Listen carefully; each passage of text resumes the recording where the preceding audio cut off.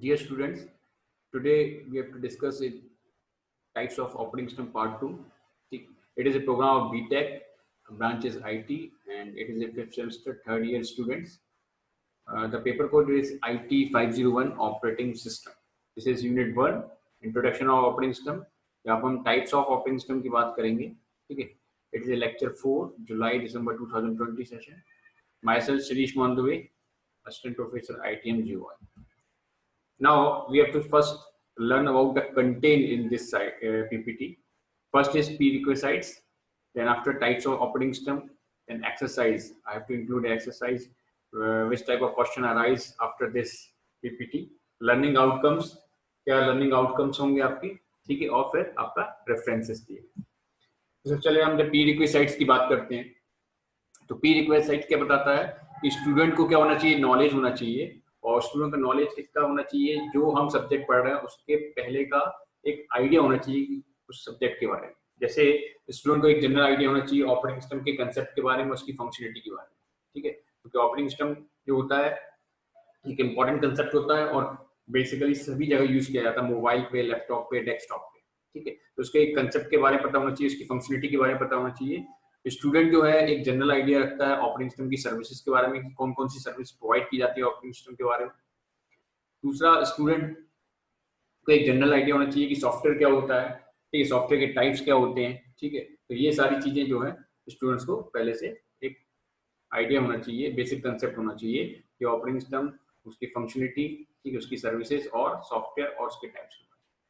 Now types of operating system की हम बात करते हैं, तो इससे पहले वाली स्लाइड में types of operating system part 1 पढ़ा था, क्योंकि ये आपके 1 से लेके 9 तक. ठीक है, तो पहला आपका था, एक बार अपन ओवरव्यू पढ़ लेते हैं, क्योंकि अपन ने फर्स्ट से लेके 5th तक जो है वो पार्ट 1 में पढ़ चुके हैं. ठीक है, अभी हमें 6 से लेके 9 तक पढ़ना है, बट हम एक बेसिक रिव्यू देख लेते हैं. सबसे पहले हमने पढ़ा था मेन फ्रेम सिस्टम के बारे में पढ़ा. ठीक है, तो जो मेन फ्रेम सिस्टम होता है, मेन फ्रेम ऑपरेटिंग सिस्टम की हम जो बात कर रहे हैं, ठीक है, तो मेन फ्रेम ऑपरेटिंग सिस्टम जो होता है क्या वो करता है, सपोर्ट करता है 1000 ऑफ एप्लीकेशंस को और इंपोर्ट ऑफ डिवाइसेस को. ठीक है, जो कि साइमल्टेनियसली क्या करते हैं, सर्व किए जाते हैं 1000 ऑफ यूजर्स. तो जो मेन फ्रेम सिस्टम था वो सबसे पहला ऑपरेटिंग सिस्टम का था. ठीक है, और इस मेन फ्रेम सिस्टम में क्या बताया गया है कि इसको आईबीएम के द्वारा क्या किया गया है, लॉन्च किया गया था. ठीक है, और ये मेन फ्रेम ऑपरेटिंग सिस्टम क्या कर रहा है, सपोर्ट कर रहा है 1000 ऑफ एप्लीकेशंस को, और ये 1000 ऑफ एप्लीकेशन और इनपुट आउटपुट डिवाइसेस जो हैं साइमल्टेनियस क्या करेंगे, सर्व करेंगे 1000 ऑफ यूजर्स. ठीक है, तो इसका बेसिकली यूज जो होता है बहुत बड़े लेवल पे होता है मेन फ्रेम का. ठीक है, और ये क्या करता है, रिड्यूस करता है सेटअप टाइम को. क्या कर रहा है, रिड्यूस कर रहा है सेटअप टाइम. क्यों, क्योंकि हमारे पास क्या होंगे, हमारे पास सिमिलर टाइप के जॉब होंगे जिनका हम बैच बनाते हैं, जो ऑटोमेटिकली एक सीक्वेंस को प्रोवाइड करते हैं और वन बाय वन क्या करते हैं, एग्जीक्यूट होते हैं. ठीक है, तो this is your main frame. फिर हम बात करते हैं किसकी, बैच ऑपरेटिंग सिस्टम की. ठीक है, तो बैच ऑपरेटिंग सिस्टम क्या यहाँ पे क्या बता रहा है, बैच ऑपरेटिंग सिस्टम जो होता है that is very important. Batch operating system, तो यहाँ पर एक चीज बताई गई थी बैच ऑपरेटिंग सिस्टम में कि यहाँ पर जो यूजर है, ठीक है, इसका डायरेक्ट इंटरेक्शन किससे नहीं होता, सिस्टम से नहीं होता. यूजर का डायरेक्ट इंटरेक्शन सिस्टम से नहीं होता है, और यहाँ पे यूजर क्या करता है, प्रिपेयर करता है जॉब को. ठीक है, जितने वहां पर जॉब होंगे, सिमिलर टाइप की जॉब होंगे, उसको हम प्रिपेयर करेंगे और ऑफलाइन डिवाइसेस का यूज करके, ऑफलाइन डिवाइस पंच कार्ड हम पहले यूज करते थे, उसका यूज करके हम उसको क्या कर देते थे, सबमिट कर देते थे कंप्यूटर ऑपरेटर. ठीक है, अब ये कंप्यूटर ऑपरेटर क्या करेगा, जो भी आपकी जॉब्स होंगे सिमिलर टाइप, उनका एक बैच बनाएगा और उस बैच को क्या कर देगा, सीपीयू को प्रोवाइड करेगा. ठीक है, और इस तरह से क्या कराएंगे, हम प्रोग्राम को एग्जीक्यूट कराएंगे. बट ये इसका क्या हो गया, ड्रॉबैक हो गया. ठीक है, क्योंकि यहाँ पे यूजर का सिस्टम से डायरेक्ट इंटरेक्शन नहीं होता है. ठीक, तो बैच ऑपरेटिंग सिस्टम में सिंपल सा है कंसेप्ट. क्या है कि हमारे पास जो सिमिलर टाइप के जॉब होंगे, ठीक, उनको हम सेलेक्ट करेंगे, उसके बाद हम पंच कार्ड का यूज करके उसको ऑपरेटर को प्रोवाइड कर देंगे, ऑपरेटर उनका बैच बना के सीपीयू को प्रोवाइड कर देगा. इस तरह से हम क्या करते हैं, इसको एग्जीक्यूट करते हैं. ठीक, बट इसमें कुछ प्रॉब्लम्स आ रही हो रही थी कि lack of interaction between the user in the job. ठीक, और दूसरा क्या होता था कि यहाँ पर हम क्या करते थे, डिफिकल्टी प्रोवाइड करता था, या हम कह सकते हैं कि सीपीयू जो होता है वो आइडियल हो जाता था. ठीक है, सीपीयू क्या हो जाता था, यहाँ पे आइडियल हो जाता था. क्यों, क्योंकि जो इनपुट आउटपुट डिवाइसेस है, इसकी जो स्पीड होती थी वो स्लोअर होती थी एज कम्पेयर टू सीपीयू. तो यहाँ पे 2 ड्रॉबैक निकल के आ रहे हैं, सीपीयू आइडियल हो जाता है और दूसरा हमारा क्या था, इंटरेक्शन नहीं हो पाता यूजर का जॉब से. इसके बाद हमने क्या यूज किया, मल्टी प्रोग्रामिंग बैच सिस्टम की हमने बात की। तो मल्टी प्रोग्रामिंग ऑपरेटिंग सिस्टम हमने क्या बताया कि मल्टी ऑपरेटिंग सिस्टम जो होता है, मल्टी प्रोग्रामिंग ऑपरेटिंग सिस्टम, इसमें हमारे पास क्या होंगे, सिमिलर टाइप के जॉब्स होंगे, सिमिलर टाइप के प्रोग्राम्स होंगे,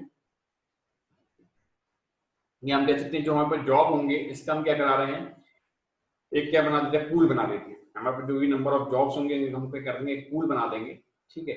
और ये पूल को हम कहाँ रख देंगे, डिस्क में रख देते हैं, ठीक है। ये नंबर ऑफ पूल आप कर दोगे, डिस्क में रख दोगे। अब हमारे पास क्या होगा, हमारे पास बहुत सारे जॉब्स होंगे, ठीक है, जो रेडी स्टेट पे होंगे, ठीक, एग्जीक्यूशन के लिए, ठीक। अब सिस्टम क्या कर रहा है, यहाँ पे सिस्टम इन जितने भी हमारे नंबर ऑफ जॉब होंगे उनको क्या करेगा, सिलेक्ट करेगा। बट इस सिलेक्शन के लिए क्या यूज करता है, शेड्यूलिंग मेथड को यूज करता है। हमारे पास सीपीयू शेड्यूलिंग है जो हम सेकंड यूनिट पढ़ेंगे। तो यहाँ पे डिफरेंट टाइप की शेड्यूलिंग एल्गोरिथम्स होंगी जिसके थ्रू हम पर्टिकुलर जॉब को क्या करेंगे, चूज करेंगे और उसको एग्जीक्यूट करेंगे, ठीक है। और इस केस में जो आपका ड्रॉबैक आ रहा था बैच ऑपरेटिंग सिस्टम में, इसको हमने रिमूव कर दिया। इसमें सीपीयू आइडल नहीं होगा, सीपीयू हमेशा क्या होगा, बिजी होगा, ठीक है। तो किसी न किसी जॉब को ये कराएगा, एग्जीक्यूट कराएगा, that is batch operating system. फिर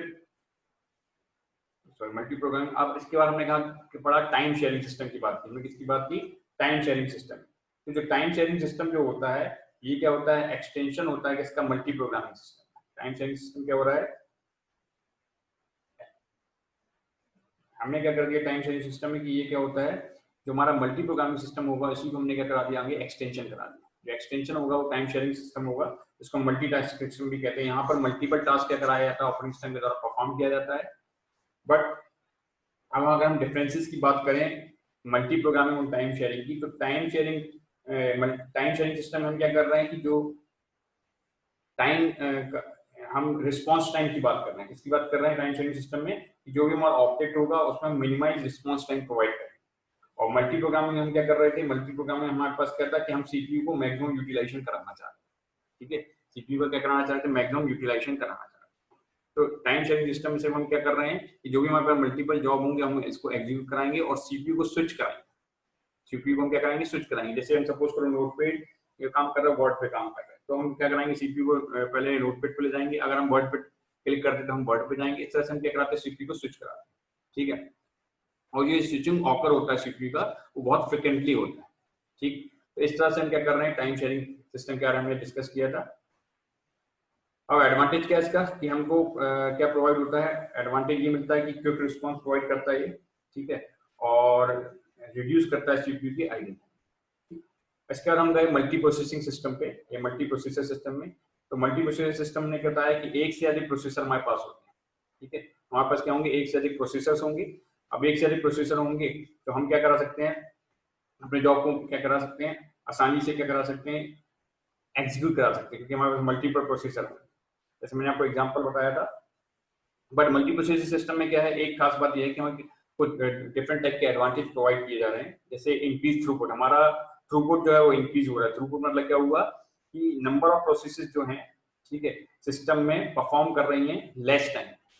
तो नंबर ऑफ प्रोसेसेस क्या होंगी, एग्जीक्यूट हो रही हैं या अपने टास्क को परफॉर्म कर रहे हैं लेस टाइम में। पहला आपका हो गया इंक्रीज थ्रूपुट।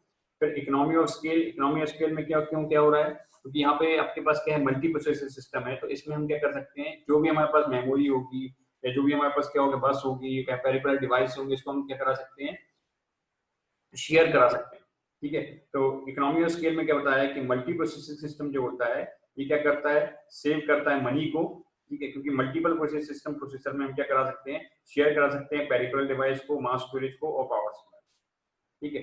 तो that is economy of scale, ठीक। Third one is increase reliability, that is very important, increase reliability. तो ये क्या कर रहा है प्रोसेसर, क्योंकि हमारे पास यहाँ पे बहुत सारे होते हैं, अगर एक प्रोसेसर भी फेल हो जाए, अपना टास्क परफॉर्म ना कर पाए, तो ये टास्क को या रिमेनिंग प्रोसेसर के द्वारा क्या किया जाता है, कंप्लीट किया जाता है, ठीक है। तो यहाँ पे फेलियर होने की कोई भी पॉसिबिलिटी नहीं होती, क्योंकि मेरे पास क्या है यहाँ पे मल्टीपल प्रोसेसर। तो इस तरह से हमने एक बार एक ओवरव्यू प्रोवाइड किया मेन फ्रेम का, बैच ऑपरेटिंग सिस्टम का, मल्टी प्रोग्रामिंग का और टाइम शेयरिंग, और लास्ट में इज मल्टी प्रोसेसर, ठीक। अब हम बात करते हैं नेक्स्ट जो हमारा है operating system, that is distributed operating system. हम बात कर रहे हैं इसकी डिस्ट्रीब्यूटेड ऑपरेटिंग सिस्टम की। तो अब डिस्ट्रीब्यूटेड ऑपरेटिंग सिस्टम यहाँ पे क्या बता रहा है, डिस्ट्रीब्यूटेड ऑपरेटिंग सिस्टम जो होता है, ठीक है, यहाँ पे हमारे पास मल्टीपल सेंट्रल प्रोसेसर्स होते हैं। क्या होते हैं, मल्टीपल सेंट्रल प्रोसेसर होते हैं, ठीक है। और ये मल्टीपल सेंट्रल प्रोसेसर क्या कर रहे हैं, सर्व कर रहे हैं multiple real time application.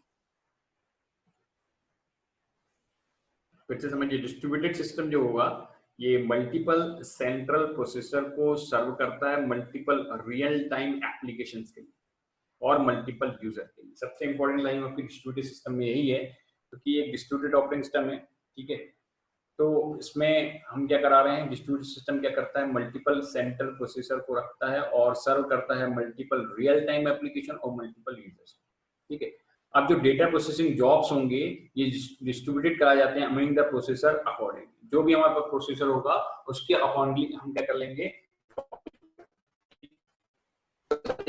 System में क्या होता है, ठीक है। यहाँ पे जो सेंट्रल प्रोसेसिंग का कंसेप्ट बताया हुआ है, ठीक है। और जो भी हमारे पास जॉब आएंगे इसको हम क्या करा देंगे, डिस्ट्रीब्यूट करा देंगे जो भी हमारे पास प्रोसेसिंग होगा उसके अकॉर्डिंग, ठीक है। तो प्रोसेसर जो है कम्युनिकेट करेगा एक दूसरे से, ठीक है, कम्युनिकेशन लाइन के थ्रू। यहाँ पे प्रोसेसर क्या करता है, कम्युनिकेट करता है एक दूसरे से। हमारे पास बहुत सारी क्या होती है, कम्युनिकेशन लाइन होती है, ठीक है। कम्युनिकेशन लाइन जैसे क्या, हाई स्पीड बसेस होती हैं या टेलीफोन लाइन हम बात करते हैं, वैसे हमारे पास क्या होंगी, कम्युनिकेशन लाइन होंगी। और इस कम्युनिकेशन लाइन के थ्रू प्रोसेसर क्या करेगा, कम्युनिकेट करेगा एक दूसरे, ठीक है। इसको मैं लूजली कपल सिस्टम भी कह सकता हूँ डिस्ट्रीब्यूटेड सिस्टम को, ठीक है। यहाँ पे डिस्ट्रीब्यूटेड सिस्टम में क्योंकि ये क्या होता है, वेरी करता है उसकी साइज और फंक्शन के हिसाब से, ठीक है।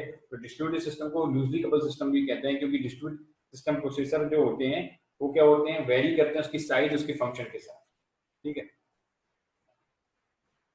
अब ये जो प्रोसेसर होते हैं इसको हम कह सकते हैं इट इज ए साइड और it is a node of a computer, है ना।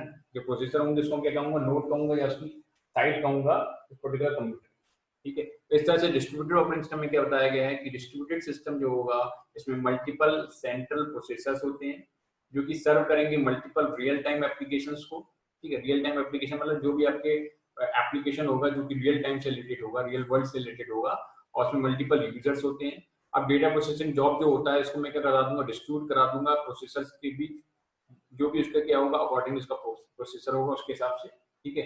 अब जो प्रोसेसर है कम्युनिकेट किससे करेगा, दूसरे प्रोसेसर से थ्रू द कम्युनिकेशन लाइन। और ये कम्युनिकेशन लाइन क्या होगी, हाई स्पीड बसेस हो सकती हैं, टेलीफोन लाइंस, ठीक है। और यहाँ पर हम क्या रेफर कर रहे हैं, लूज, इसको मैं कहता हूँ it is a loosely couple system या डिस्ट्रीब्यूटेड सिस्टम क्या कहलाता है, लूजली कपल सिस्टम कहलाता है, क्योंकि यहाँ पे जो प्रोसेसर होंगे डिस्ट्रीब्यूटेड सिस्टम में ये वेरी करते हैं उसके साइज और फंक्शन के साथ। और इस टाइप के प्रोसेसर को हम क्या कहते हैं, या प्रोसेसर को मैं रेफर कर सकता हूँ इट इज ए नोड, ठीक है।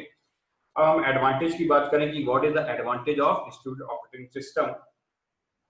तो पहला एडवांटेज क्या है, रिसोर्स को हम शेयर करा सकते हैं, मतलब हमारे पास रिसोर्स शेयरिंग की फैसिलिटी होती है। क्या होती है, रिसोर्स शेयरिंग की फैसिलिटी होती है, क्योंकि भाई आपके पास सारे सिस्टम क्या होते हैं, एक दूसरे से सेंट्रलाइज कनेक्टेड होते हैं। तो यहाँ पर हम क्या कर सकते हैं, आसानी से किसी भी रिसोर्स को शेयर करा सकते हैं, ठीक है। दूसरा जो है reduction of the load on the host computer, हमारे पास जो लोड है उसको हम होस्ट पे आता है उसको हम क्या करा सकते हैं, रिड्यूस करा सकते हैं, ठीक है। हम क्या करा सकते हैं, जो हमारे पास लोड आता है उसको हम क्या करा सकते हैं, रिड्यूस करा सकते हैं होस्ट कंप्यूटर के थ्रू, ठीक है। और अगर कोई साइड इसकी फेल हो जाती है या कोई नोड इसका फेल हो जाता है डिस्ट्रीब्यूटेड सिस्टम का, तो रिमेनिंग साइड जो होती है ये क्या करती है, पोटेंशियली कंटिन्यू करती है उसके ऑपरेशन, ठीक है। तो ये हमारे पास एडवांटेज है डिस्ट्रीब्यूटेड ऑपरेटिंग सिस्टम की, यहाँ पे हम रिसोर्स को शेयर करा सकते हैं, ठीक है। दूसरा आपका जो लोड का जो रिडक्शन होता है या लोड जो होता है उसको हम क्या करा सकते हैं, रिड्यूस करा सकते हैं। और अगर आपकी कोई साइट फेल हो जाती है डिस्ट्रीब्यूटेड सिस्टम में तो रिमेनिंग साइट हम क्या कर सकते हैं, कंटिन्यू ऑपरेशन परफॉर्म करा सकते हैं, ठीक है। अब यहाँ पे टाइप्स होते हैं डिस्ट्रीब्यूटेड ऑपरेटिंग सिस्टम के, दो टाइप होते हैं, पहला होता है क्लाइंट सर्वर सिस्टम और दूसरा होता है पीयर टू पीयर सिस्टम। अब देखिए क्योंकि यहाँ पर क्या है, सारे सिस्टम आपके क्या है, सेंट्रलाइज किसी एक पर्टिकुलर से कनेक्ट होते हैं, ठीक है। तो यहाँ पे क्लाइंट सर्वर सर्वर होता है और उस सर्वर से सारे क्लाइंट क्या होते हैं, कनेक्ट होते हैं। क्लाइंट सर्वर आपने पढ़ा भी होगा, एक सर्वर होगा और उस सर्वर से सारे क्लाइंट क्या होंगे, आपस में कनेक्ट। अब ये सारे सर्वर क्या करते हैं, सर्वर के द्वारा क्या टास्क परफॉर्म किया जाता है कि क्लाइंट इसके द्वारा क्या, कि क्लाइंट क्या करता है, सर्वर से रिक्वेस्ट करता है और वो सर्वर उसको क्या करता है, रिस्पॉन्स प्रोवाइड करता है, ठीक है। बहुत सारे अपने क्लाइंट सर्वर आर्किटेक्चर का कोई भी एग्जांपल गूगल में भी आपका क्लाइंट सर्वर आर्किटेक्चर हो सकता है, क्योंकि नंबर ऑफ क्लाइंट क्या होते हैं, पर्टिकुलर सर्वर या गूगल से कनेक्ट होते हैं और अपनी रिक्वेस्ट को क्या करते हैं, सेंड करते हैं, और सर्वर क्या करता है, उनकी रिस्पॉन्स प्रोवाइड करता है। तो this is the client server architecture, जहाँ पे सारे क्लाइंट या सारे सिस्टम जो होते हैं पर्टिकुलर सर्वर से कनेक्ट होते हैं और ये सारे क्लाइंट कहलाते हैं, जो कि सर्वर से कनेक्ट होते हैं और अपने रिक्वेस्ट करते हैं और सर्वर को क्या कहता है, रिस्पॉन्स प्रोवाइड करता है। दूसरा होता है इसका पीयर टू पीयर सिस्टम। दूसरा क्या होता है आपका पीयर टू पीयर सिस्टम। अब पीयर टू पीयर सिस्टम में क्या बताया गया है कि पीयर टू पीयर जो सिस्टम होगा, इसमें जो प्रोसेसर्स होते हैं जिनको मैं कलेक्ट कर रहा हूँ, ठीक है, ये क्या नहीं करते, शेयर नहीं करते हैं आपस में मेमोरी को आपस में शेयर नहीं करेंगे। उसकी वजह क्या है, हर प्रोसेसर क्या करता है, खुद की एक लोकल मेमोरी, ठीक है। तो पीयर टू पीयर सिस्टम में क्या बताया गया है कि पीयर टू पीयर मतलब होता है उसका नेबर, है ना, आसपास के जो होंगे उसको हम क्या कहेंगे, पीयर टू पीयर सिस्टम कह रहे हैं। जो जितने भी आपके कंप्यूटर होंगे जो आपस में एक दूसरे से कनेक्टेड होते हैं, ठीक है। अब इसमें जो कलेक्शन ऑफ प्रोसेसर्स होते हैं वो क्या नहीं करेंगे, अपनी मेमोरी को शेयर नहीं करते हैं। हर प्रोसेसर के बाद क्या होती है, खुद की लोकल मेमोरी होती है, ठीक है। और प्रोसेसर क्या करता है, कम्युनिकेट करता है एक दूसरे से, ठीक है। और बहुत सारी कम्युनिकेशन लाइन होती हैं, हाई स्पीड बसेस या टेलीफोन लाइन, ठीक है। तो ये आपका क्या कहलाता है, पीयर टू पीयर सिस्टम कहलाता है। और पहला आपका था क्लाइंट सर्वर सिस्टम, ठीक। अब हमारे पास यहाँ पे रीजन क्या है कि हम क्यों बिल्ड कर रहे हैं डिस्ट्रीब्यूटेड सिस्टम का। तो पहला रीजन इसमें क्या है, हम रिसोर्स शेयरिंग कराना चाह रहे हैं। क्या करा रहे हैं, रिसोर्स को शेयर। और रिसोर्स को हम शेयर कब करा पाएंगे, जब सारे सिस्टम क्या होंगे, आपस में कनेक्टेड। दूसरा क्या होगा, कम्युनिकेशन। अगर हम सारे सिस्टम को क्या कर दें, आपस में कनेक्ट कर दें, तो हम आसानी से उसमें क्या कर सकते हैं, कम्युनिकेशन कर सकते हैं, ठीक है। और तीसरा क्या होगा, रिलायबिलिटी। अगर एक सिस्टम फेल होता है तो उसके टास्क को दूसरे सिस्टम के द्वारा क्या किया सकता है, आसानी से परफॉर्म। ये रीजन है कि हमें क्या किया, हमने क्या किया, डिस्ट्रीब्यूटेड ऑपरेटिंग सिस्टम को डेवलप किया, ठीक। तो this is your distributed operating system. हम बात करते हैं नेटवर्क ऑपरेटिंग सिस्टम, ठीक है। तो नेटवर्क ऑपरेटिंग सिस्टम जो होता है, जिसको हम शॉर्ट में एनओएस कह सकते हैं, ये रन किया जाता है सर्वर साइड, ठीक है, रन ऑन सर्वर। और प्रोवाइड करता है कैपेबिलिटी, जहां पर हम क्या कर सकते हैं, डेटा को मैनेज कर सकते हैं, ठीक है।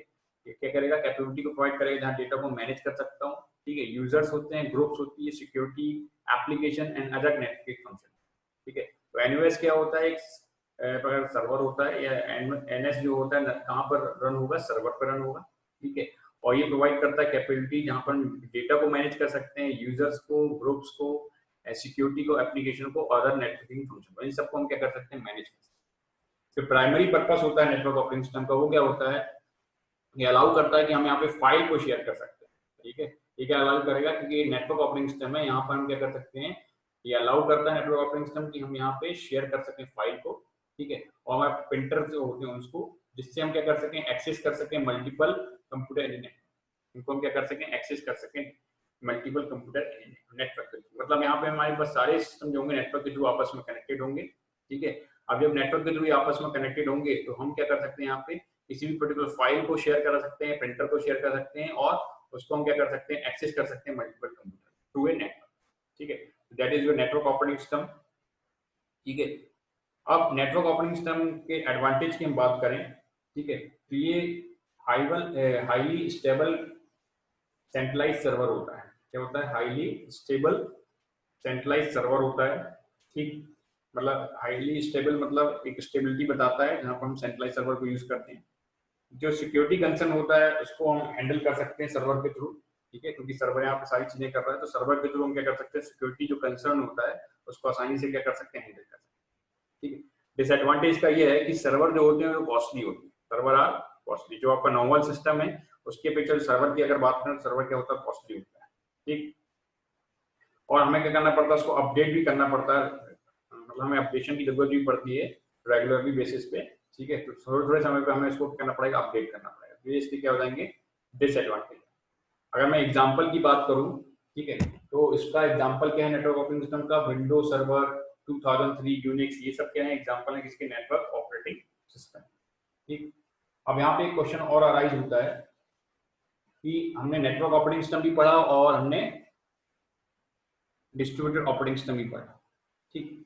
अब अगर मैं इन दोनों को कंपेयर करूं, ठीक है, नेटवर्क ऑपरेटिंग सिस्टम और डिस्ट्रीब्यूटेड ऑपरेटिंग सिस्टम की बात करूं, तो इन दोनों की कंपेरेटिबिलिटी की बात यहाँ पे आती है, ठीक है। तो नेटवर्क ऑपरेटिंग सिस्टम की जब मैं बात करता हूँ, ठीक है, तो नेटवर्क ऑपरेटिंग सिस्टम में जितने भी नोड्स होते हैं, ठीक है, ये क्या होते हैं, डिफरेंट ऑपरेटिंग सिस्टम को यूज करते हैं। जितने भी नोड होंगे वो क्या होंगे, डिफरेंट ऑपरेटिंग सिस्टम होंगे, और सारे के सारे नोड क्या करते हैं, डिफरेंट ऑपरेटिंग सिस्टम को यूज करते हैं। ये एनओएस की बात करें, और जब हम डीओएस की बात करते हैं, मतलब डिस्ट्रीब्यूट ऑपरेटिंग सिस्टम की बात करते हैं, तो डीओएस क्या करता है, जितने भी नोड होंगे वो सेम ऑपरेटिंग सिस्टम के होंगे, ठीक है। तो मतलब all node have a same operating system. तो पहला डिफरेंस क्या हो गया, नोड की हम बात करते हैं, नोड मतलब हम पर्टिकुलर साइट या सिस्टम की बात करते हैं। तो एनओएस में जो होता है, मतलब नेटवर्क ऑपरेटिंग सिस्टम जो होता है, इसमें सारे के सारे जो नोड होंगे वो डिफरेंट ऑपरेटिंग सिस्टम, ठीक है। क्या करेंगे, डिफरेंट ऑपरेटिंग सिस्टम होगा, मतलब हर सिस्टम का डिफरेंट ऑपरेटिंग सिस्टम होगा, all node can have a different operating system. But जब मैं डीओएस मतलब डिस्ट्रीब्यूटेड ऑपरेटिंग सिस्टम की बात करता हूँ, तो उसके जितने भी नोड होंगे वो सेम ऑपरेटिंग सिस्टम का यूज करेंगे, ठीक। मतलब हर नोड के पास क्या होगा, सेम ऑपरेटिंग सिस्टम होगा, ठीक। और नेटवर्क ऑपरेटिंग सिस्टम की बात करते हैं सेकंड डिफरेंस की, कि नेटवर्क ऑपरेटिंग सिस्टम क्या करता है, कम्युनिकेट करता है, जहां पर हम क्या करते हैं, जो फाइल है उसकी बात करते हैं। मतलब जब नेटवर्क ऑपरेटिंग सिस्टम है, इसमें हम कम्युनिकेशन किसका प्रोवाइड कर रहे हैं, communication take place on basis of file, मतलब हम कम्युनिकेशन को प्रोवाइड करेंगे उसकी फाइल की बेसिस, ठीक है। नेटवर्क ऑपरेटिंग सिस्टम क्या करा रहे हैं, कम्युनिकेशन करा रहे हैं in the basis of the file. और जो नेटवर्क डिस्ट्रीब्यूटेड ऑपरेटिंग सिस्टम होता है, इसमें कम्युनिकेशन किसके बेस पे करा रहे हैं, basis of message and shared memory, ठीक है। हम क्या करा रहे हैं यहाँ पे, मैसेज और शेयर्ड मेमोरी करा रहे हैं डिस्ट्रीब्यूटेड ऑपरेटिंग सिस्टम। भाई आप आसानी से क्या कर सकते हो, मेमोरी को शेयर कर सकते हो, आप आसानी से क्या कर सकते हो, मैसेज ट्रांसफर कर सकते हो। तो ये दूसरा डिफरेंस हुआ, क्योंकि नेटवर्क ऑपरेटिंग सिस्टम में हम क्या करा रहे हैं, फाइल का कम्युनिकेशन करा रहे हैं, और डिस्ट्रीब्यूटेड ऑपरेटिंग सिस्टम में हम क्या करा रहे हैं, मैसेज को और मेमोरी को क्या करा रहे हैं, शेयर करा रहे हैं, कम्युनिकेट करा रहे हैं, ठीक है। तीसरा जो होता है, जो एनओएस होता है, ये क्या होता है, मोर स्केलेबल होता है देन डीओएस, है ना। नेटवर्क ऑपरेटिंग सिस्टम क्या होता है, मोर स्केलेबल होता है, स्केलेबल जहां पे हम कम ज्यादा कर सकते हैं या इसका मेजरमेंट कर सकते हैं, तो मोर स्केलेबल होता है कंपेयर टू डीओएस। और जो डिस्ट्रीब्यूटेड ऑपरेटिंग सिस्टम होता है, ये क्या होता है, लेस स्केलेबल होता है एज कंपेयर टू एनओएस। मतलब इसमें हम ज्यादा कम स्केलेबिलिटी की प्रॉब्लम नहीं होती है, कि हम इसको सिस्टम को ज्यादा कर लें, सिस्टम को कर लें, कम कर लें, ठीक। अब यहाँ पे क्या बताया गया है कि लास्ट जो हम पॉइंट पढ़ रहे थे, ठीक है, जो एनओएस का एनवायरनमेंट होता है, इसमें यूजर क्या करता है, अवेयर होता है एग्जिस्टिंग ऑफ मल्टीपल मशीन, जो कि क्या की जाती है, यूज की जाती है कॉन्करेंटली, ठीक है। एनओएस में जो एनवायरनमेंट होगा, मतलब नेटवर्क ऑपरेटिंग सिस्टम जो एनवायरनमेंट होगा, इसमें यूजर क्या करता है, अवेयर होता है एग्जिस्टिंग ऑफ मल्टीपल मशीन, मतलब इसमें मल्टीपल मशीन हम यूज कर सकते हैं कॉन्करेंटली। बट जो डीओएस का एनवायरनमेंट होता है, डिस्ट्रीब्यूटेड ऑपरेटिंग सिस्टम का एनवायरनमेंट होता है, इसमें यूजर जो है वो अवेयर नहीं होता है मल्टीप्लिसिटी ऑफ मशीन का, मतलब इसमें मल्टीपल मशीन का एनवायरनमेंट नहीं होता है, ठीक है। ऑपरेटिंग सिस्टम क्या प्रोवाइड करेगा, सिंगल सिस्टम यूज किया जाता है, ठीक है, जो कि यूजर के लिए तो सर्विस प्रोवाइड करेगा, ठीक है। तो इस तरह से हमने डिफरेंसेस देखे एनओएस डीओएस के बीच में। एनओएस जो है, इसमें जितने भी नोड होंगे वो डिफरेंट ऑपरेटिंग सिस्टम को यूज करेंगे। डीओएस जो होता है, इसमें सारे के सारे जो नोड होंगे वो सेम ऑपरेटिंग सिस्टम को यूज करते हैं। एनओएस मतलब नेटवर्क ऑपरेटिंग सिस्टम जो कम्युनिकेशन करता है वो फाइल्स के बेसिस पे करता है, और डीओएस जो है कम्युनिकेशन करता है इसके बेसिस पे करता है, मैसेज और शेयर्ड मेमोरी के बेसिस पे करेगा। एनओएस जो होता है मोर स्केलेबल होता है एज कम्पेयर टू डीओएस, और डीओएस मतलब डिस्ट्रीब्यूटेड ऑपरेटिंग सिस्टम क्या होता है, लेस स्टेबल होता है एज कम्पेयर टू एनओएस, ठीक है। और एनओएस में जो इन्वायरमेंट होता है यूजर का, या इन्वायरमेंट ऑफ यूजर जो होता है, वो क्या होता है, अवेयर होता है एग्जिस्टिंग ऑफ मल्टीपल मशीन। हम यहाँ पे मल्टीपल मशीन को एग्जिस्ट करा सकते हैं, ठीक है, जो कि कॉन्करेंटली यूज की जा सकती है, क्योंकि it is a network operating system. जब हम डिस्ट्रीब्यूटेड ऑपरेटिंग सिस्टम की बात करते हैं, तो यूजर क्या अवेयर नहीं होता है मल्टीप्लिसिटी ऑफ मशीन के बारे में, क्योंकि ऑपरेटिंग सिस्टम क्या प्रोवाइड किया जाएगा, सिंगल सिस्टम में प्रोवाइड किया जाएगा, जो कि यूजर के द्वारा यूज किया जाएगा, ठीक है। और अगर हम एग्जांपल की बात करें, तो नेटवर्क ऑपरेटिंग सिस्टम का एग्जांपल क्या है, विंडो है ना, विंडो आपका है, विंडो एनटी, विंडो 2000, ठीक, सन 16, ये सब इसके एग्जांपल हैं। अगर डिस्ट्रीब्यूटेड ऑपरेटिंग सिस्टम की बात करें, तो यूनिक्स इसका एग्जांपल है, और एक एमओवीआर और एजिस, ये सब इसके एग्जांपल, ठीक। तो ये हमने यहाँ कंपेयर की बात की नेटवर्क ऑपरेटिंग सिस्टम और डीओएस के बारे में, ठीक। तो अब हम पढ़ते हैं टाइप्स ऑफ ऑपरेटिंग सिस्टम में। नेक्स्ट पॉइंट है that is real time operating system, that is your real time operating system. तो रियल टाइम ऑपरेटिंग सिस्टम में क्या बताया गया है, जो रियल टाइम सिस्टम होता है ये डिफाइन करता है डेटा प्रोसेसिंग सिस्टम को, ठीक है, बट जो कि टाइम इंटरवल जिसके लिए रिक्वायर होता है पर्टिकुलर प्रोसेस के लिए, और इसका एक रिस्पॉन्ड होता है, ठीक है, एज ए इनपुट, जो कि कंट्रोल करता है उस पर्टिकुलर एनवायरनमेंट, ठीक है। रियल टाइम सिस्टम में क्या बता रहा है, रियल टाइम सिस्टम क्या डिफाइन करेगा, डेटा प्रोसेसिंग सिस्टम को डिफाइन करेगा, जहां पर टाइम इंटरवल जो होता है वो रिक्वायर होता है पर्टिकुलर प्रोसेस के लिए, और जो रिस्पॉन्ड होता है इनपुट के रूप में हम देते हैं, जो कि क्या करता है, कंट्रोल करता है उसके एनवायरनमेंट, ठीक, तो रियल टाइम सिस्टम में क्या होता है कि डेटा प्रोसेसिंग सिस्टम को डिफाइन करेगा, बट डेटा प्रोसेसिंग सिस्टम को ये डिफाइन करता है उसके टाइम इंटरवल के रूप में, क्योंकि टाइम इंटरवल रिक्वायर होता है पर्टिकुलर प्रोसेस के लिए और उसके रिस्पॉन्ड के लिए जो इनपुट रूप में वो दे रहा है, ठीक, और हम कंट्रोल करते हैं इस पर्टिकुलर एनवायरनमेंट, ठीक है। तो जो टाइम होता है जो कि सिस्टम के द्वारा दिया जाता है, ठीक है, ये टाइम जो होता है वो क्या करता है, रिस्पॉन्ड करता है इनपुट को और डिस्प्ले करता है रिक्वायर्ड अपडेटेड इंफॉर्मेशन, ठीक है, जो कि इसका क्या कहलाएगा, रिस्पॉन्स टाइम कहलाएगा। देखिए अब ये क्या बता रहा है यहाँ पे, रियल टाइम ऑपरेटिंग सिस्टम हम टाइम के ऊपर बेस कर रहे हैं या टाइम की बात कर रहे हैं, तो जो टाइम होता है ये लिया जाता है सिस्टम के द्वारा, जहाँ पे हम क्या कर रहे हैं, रिस्पॉन्ड कर रहे हैं एज ए इनपुट, ठीक है, और डिस्प्ले कर रहे हैं रिक्वायर्ड अपडेटेड इन्फॉर्मेशन, क्या कर रहे हैं, डिस्प्ले कर रहे हैं रिक्वायर्ड अपडेटेड इन्फॉर्मेशन, मतलब हम सिस्टम की उस पर्टिकुलर टाइम पीरियड की बात कर रहे हैं जहाँ पे वो क्या करता है, रिस्पॉन्ड करता है और डिस्प्ले करता है रिजल्ट को या अपडेटेड इन्फॉर्मेशन को, ठीक है, और एज ए रिस्पॉन्स टाइम, और दो चीजें यहाँ पे बताई गई, ठीक है। हम क्या कर रहे हैं यहाँ पे, सबसे पहले क्या बता रहे हैं, देखिए समझिए अच्छे से कि टाइम जो है होता है रियल टाइम ऑपरेशन में क्या बता रहा है कि जो टाइम होगा वो पर्टिकुलर सिस्टम के द्वारा क्या करेगा, रिस्पॉन्ड करेगा एज ए इनपुट, ठीक है, और डिस्प्ले कराएगा required data, required updated information, ठीक है, और ये रिक्वायर्ड अपडेटेड इन्फॉर्मेशन किस टर्म में होगा, रिस्पॉन्स टाइम, ठीक है। तो इस मेथड में जो रिस्पॉन्स टाइम होता है वो क्या होता है, बहुत कम होता है, जब हम क्या क्या कराते हैं, कंपेयर कराते हैं ऑनलाइन प्रोसेसिंग। भाई हमने क्या किया, जैसे सपोज करो मैं कोई ऑनलाइन प्रोसेसिंग करा रहा हूँ, ठीक है, तो हम क्या करेंगे, पहले रिक्वेस्ट करते हैं, उसका रिस्पॉन्स टाइम क्या होता है, जनरेट होता है, ठीक है, तो वही रिस्पॉन्स टाइम की बात कर रहे हैं रियल टाइम ऑपरेटिंग सिस्टम में, कि यहाँ पे जो हम टाइम लेते हैं, ठीक है, उस पर हम क्या कर रहे हैं, एक पर्टिकुलर रिस्पॉन्स प्रोवाइड कर रहा है पर्टिकुलर इनपुट के लिए, और क्या करेगा, जो भी हमारे पास अपडेटेड इन्फॉर्मेशन होगी उसको क्या कर देगा, रिस्पॉन्स टाइम के रूप में क्या कर देगा, जनरेट कर, ठीक है। तो रिस्पांस टाइम मेनली क्या होगा, रिस्पांस टाइम सिस्टम में मेनली क्या होगा, हम एक रिजिड टाइम रिक्वायरमेंट की बात करते हैं, उस पर्टिकुलर रिजिड टाइम रिक्वायरमेंट हम अपने ऑपरेशन और प्रोसेसर को क्या कराते हैं, हम कह सकते हैं कंप्लीट कराते हैं, ठीक है। तो this type are the task are perform by the response time system, response time operating system की हम यहाँ पे क्या बता रहे हैं कि रिस्पांस टाइम सिस्टम जो होता है वो क्या करता है, यूज करता है, जहां पर हम क्या करते हैं, रिजिड टाइम रिक्वायरमेंट की बात करते हैं, बात करते हैं rigid, RIGID, rigid time requirement, ठीक है, और रिजिड टाइम रिक्वायरमेंट किसके लिए बता रहे हैं, ऑपरेशन ऑफ द प्रोसेसर, ठीक है। रिस्पांस टाइम सिस्टम क्या करता है, यूज करता है, जहां पर हम रिजिड टाइम रिक्वायरमेंट की बात करते हैं, और रिजिड टाइम रिक्वायरमेंट किसके लिए कर रहे हैं, ऑपरेशन ऑफ द प्रोसेसर के लिए, ठीक है, या कह सकते हैं फ्लो ऑफ डेटा के लिए कर रहे हैं। तो रियल टाइम सिस्टम में हम क्या करेंगे, हमारे पास क्या होते हैं, पर्टिकुलर डिवाइसेस होते हैं, ठीक है, उस पर्टिकुलर एप्लीकेशन के लिए हमारे पास क्या होंगे, पर्टिकुलर डिवाइसेस होंगे उस पर्टिकुलर एप्लीकेशन, ठीक। तो कुल मिला के रिस्पॉन्स टाइम क्या है आपका, जो रिजिड टाइम रिक्वायरमेंट पे बेस्ड होता है, ठीक है। अब यहाँ पे दो टाइप के रिजिड टाइम ऑपरेटिंग सिस्टम होते हैं, पहला hard real time operating system, जो हम आगे डिस्कस कर रहे हैं। रियल टाइम ऑपरेटिंग सिस्टम ने दो कैटेगरी में डिवाइड किया, हार्ड रियल टाइम सिस्टम और सॉफ्ट रियल टाइम। तो हार्ड रियल टाइम सिस्टम क्या बता रहा है कि हार्ड रियल टाइम सिस्टम जो होता है ये क्या करता है, गारंटी बताता है कि जो भी क्रिटिकल टास्क जो कंप्लीट होगा वो पर्टिकुलर टाइम पीरियड में होगा, जो भी क्रिटिकल टास्क कंप्लीट होगा वो पर्टिकुलर टाइम पीरियड में होगा। और हार्ड रियल टाइम सिस्टम जो होता है इसमें क्या बताया गया है कि अगर आपके पास क्या होती है, जो सेकेंडरी स्टोरेज होती है ये अगर लिमिटेड होती है या मिसिंग होती है, तो डेटा को हम कहाँ स्टोर कराएंगे, रोम में स्टोर कराएंगे, कहाँ स्टोर कराएंगे, रोम। तो hard real time system guarantee किस तरीके से बताता है कि जो भी क्रिटिकल टास्क कंप्लीट होगा वो पर्टिकुलर टाइम पीरियड पे ही होगा, ठीक है, पर्टिकुलर टाइम पीरियड पे ही होगा, ठीक। और अगर हार्ड रियल टाइम सिस्टम की हम बात करें कि सेकेंडरी स्टोरेज अगर लिमिटेड होता है या उसमें कुछ मिसिंग होती है, तो डेटा को हम कहाँ स्टोर करा देंगे, रोम में स्टोर।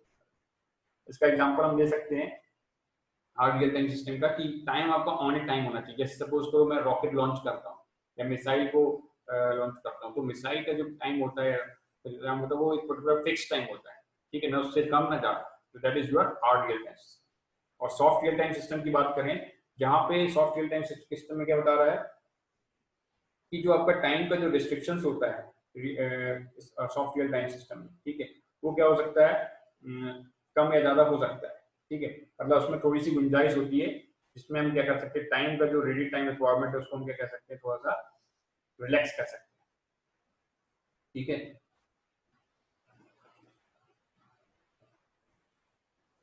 जैसे हम वो एग्जांपल बताएं कि जो क्रिटिकल रियल टाइम टास्क होता है, क्या प्राप्त करता है, उसकी प्योरिटी बेसिस पे होता है, ठीक है। क्रिटिकल रियल टाइम टास्क जो होगा वो प्योरिटी पे होगा। प्योरिटी तो क्या बताया हुआ है कि प्योरिटी पे हम अदर टास्क को भी देखते हैं, but retain the purity until it's complete. जब तक आपकी प्योरिटी कंप्लीट ना जाए तब तक हम दूसरे टास्क को कंप्लीट नहीं कर सकते। मतलब अगर हमारे पास मल्टीपल टास्क आ जाए तो हम उसको प्योरिटी बेसिस पे क्या करते हैं, सॉल्व करते हैं, ठीक है। अब जब हम एक टास्क को कंप्लीट कर रहे हैं, ठीक है, तो वो उसकी प्योरिटी लेवल पे उसको क्या करेगा, सिलेक्ट करेगा और कंप्लीट करेगा, ठीक। तो यहाँ पे एग्जांपल क्या है, जैसे हम बात करें सॉफ्ट रियल टाइम सिस्टम की, जैसे मल्टीमीडिया की बात कर रहे हैं, वर्चुअल रियलिटी की बात करें, तो ये इसके एग्जांपल होते हैं जहाँ पे हम क्या करते हैं, किसी भी टास्क को उसकी प्रायोरिटी बेसिस पे क्या करते हैं, सॉल्व करते हैं। इसके बेसिस पे करते हैं, प्रायोरिटी बेसिस पे सॉल्व करेंगे, ठीक है। और टास्क जब तक कंप्लीट ना हो जाए, ठीक है, वो उसकी प्रायोरिटी पे बेसिस होता है, ठीक है। तो सॉफ्ट रियल टाइम सिस्टम में हम क्या बात करें कि सॉफ्ट रियल टाइम सिस्टम में जो आपका टाइम का जो रिलैक्सेशन होता है वो क्या हो जाता है, या टाइम का जो बॉन्ड होता है वो क्या होता है, लेस हो जाता है, ठीक है। और यहाँ पे हम क्या बात कर रहे हैं, प्रायोरिटी बेसिस पे बात करते हैं कि हम क्या कर रहे हैं, नंबर ऑफ टास्क को कंप्लीट कर रहे हैं, ठीक है। और जो उसकी प्रायोरिटी पे डिपेंड करता है, जैसे मल्टीमीडिया या वर्चुअल रियलिटी। ये आपका हो गया सॉफ्ट रियल टाइम सिस्टम। अब हम बात करते हैं क्लस्टर सिस्टम की बात करते हैं। तो क्लस्टर सिस्टम में क्या बताया गया है कि जो पैरेलल सिस्टम होता है, like a parallel system, cluster system क्या करता है, गैदर करता है मल्टीपल सीपीयू को और अकम्प्लिश करता है कंप्यूटेशनल वर्क। बात कर रहे थे किसकी, क्लस्टर सिस्टम की बात कर रहे थे। तो क्लस्टर सिस्टम क्या होता है, पैरेलल सिस्टम के जैसे होता है, बट क्लस्टर सिस्टम में हम क्या करेंगे, मल्टीपल सीपीयू को गैदर करते हैं और ये किसी कंप्यूटेशनल टास्क को क्या करता है, अकम्प्लिश करता है। तो क्लस्टर सिस्टम डिफरेंट होता है पैरेलल सिस्टम से, जहां पर हम कंपोज करेंगे दो या दूसरे एक इंडिविजुअल सिस्टम को और कपल कर देंगे एक, ठीक। हम बात करते हैं टाइप्स ऑफ कपल सिस्टम की। तो इसमें दो टाइप के कपल सिस्टम होते हैं, क्लस्टर सिस्टम होते हैं। पहला क्लस्टर सिस्टम होता है दैट इज असिमेट्रिक और दूसरा होता है दैट इज सिमेट्रिक। तो क्लस्टर सिस्टम के हम टाइप्स की बात करते हैं कि क्लस्टर सिस्टम पहला टाइप क्या होता है, असिमेट्रिक होता है, दूसरा होता है सिमेट्रिक।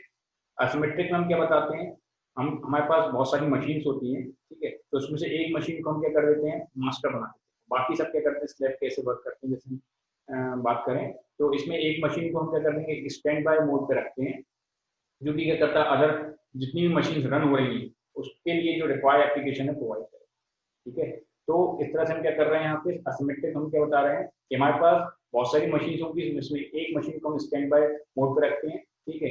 जो जितनी भी अदर मशीन है जो कि रन हो रही है उसके लिए रिक्वायर्ड एप्लीकेशन प्रोवाइड करें, ठीक।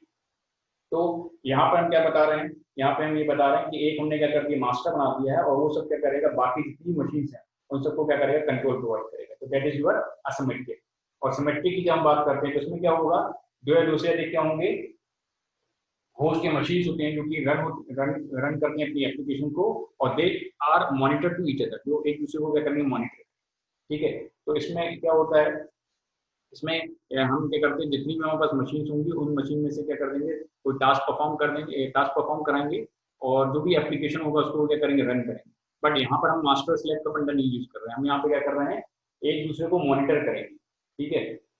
और अपने टास्क को क्या करेंगे, एप्लीकेशन को करेंगे, एग्जीक्यूट कराएंगे, ठीक है। तो that is your symmetric cluster system, ठीक।